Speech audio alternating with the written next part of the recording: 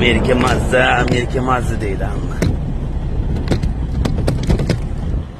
Cho'tkala yaxlab qo'ygan. Kuchuvni kallasida olib ketgan cho'tkala.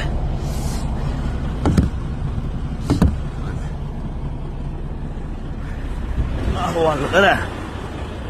Daji svitlarga yaxlab qo'ygan. Mana bu nomer pomuli ham ko'rinmaydi. Sensor ishlamayapti mana, cruise kontrolli sensori. Sensor yo'q. Mana bu qor. Mana sensor. Bu qorga nima qilish kerak? Tamom o'yga, sandalchaga o'tish kerak. Mana asfalt I80 yo'li. Ola trak minish ham oson emas. Hamma trak deydi. Trakni pul zo'r deydi. Mana qiyin azobi ham bor. Ko'rasizlarmi? Mana cho'tka misol o'ziga keldi. Ardadigan bo'ldi. La havla va la quvvata illa billah aliyul azim. O'g'lar duo qilib turasizlar. Demak, ginekologlarning perchatkasini olganman, tiqadim. Qani, chotingizni oching singlim. Oching chotingizni, qo'rqmang. Mana hammasi yaxshi bo'ladi. Tursiz bo'ldi deb mana taqchada nima ko'hma lateks perchatkalardi. Reysiz payti timma reklama qilishadi. Hozir u qidiryapman, topa olmayapman. Google'dan ham qidirdim.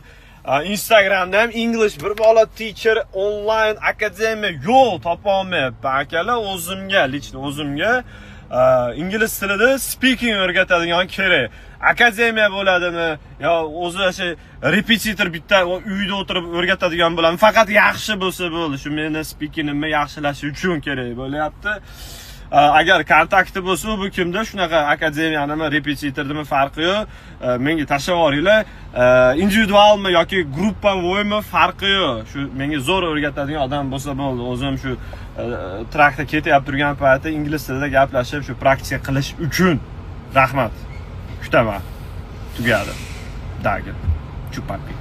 Sizlarda bo'lsa bir 2 haftacha oldin video qo'ygandim, bir singlimiz haqida operatsiya bo'lishi kerak, iloji boricha tezroq. Shu pochkasida og'ir kasalligi bor ekan, qurib ketyapti pochkasi, tezroq shu borib davolash kerak ekan deb yetarlicha summa yig'ilmabdi, qadrdonlar.